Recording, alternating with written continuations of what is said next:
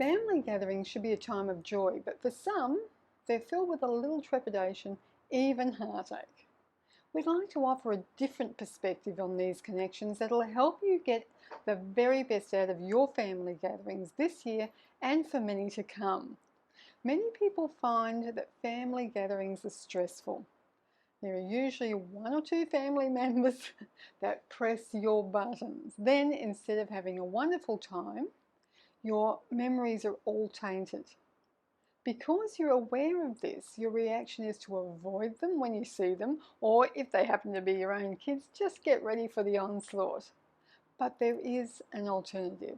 Hi, I'm Gail Marie from Six Dimensions of Healing.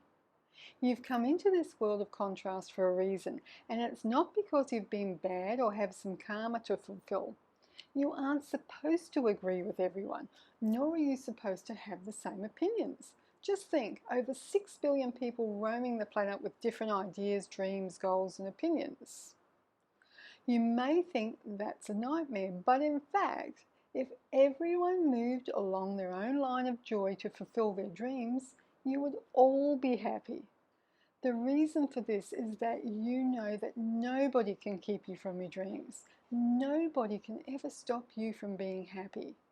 Yet that doesn't seem so at times, does it? So, what's gone wrong? Nothing.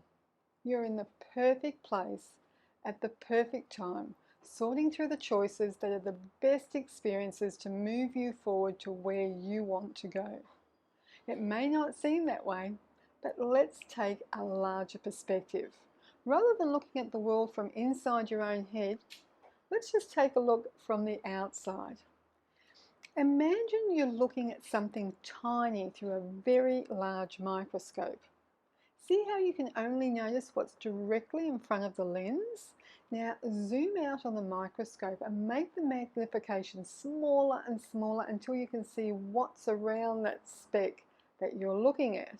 Now imagine you're looking at yourself, looking through the microscope at the specks. You can see your relationship to both what you're looking at and to your surroundings as well. And that's what we want you to notice, this bigger picture and how you fit into it.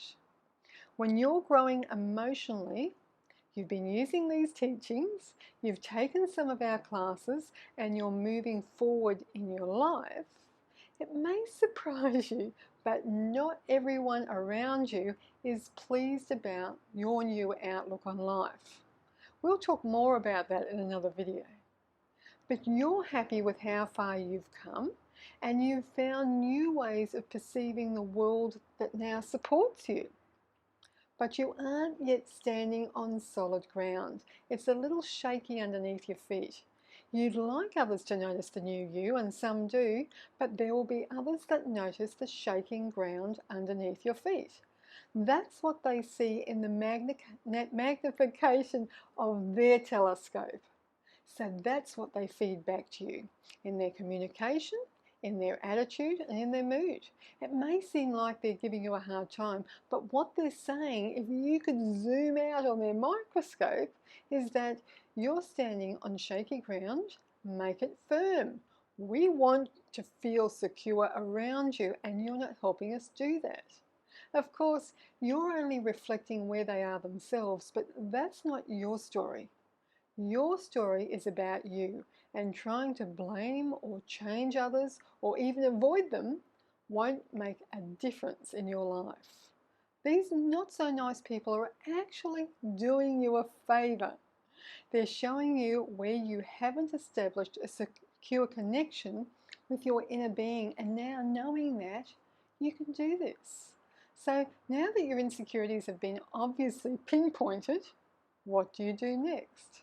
Well, you take a breath and thank these people in your mind, thank these scoundrels for their help. Without them, you'd still be floundering.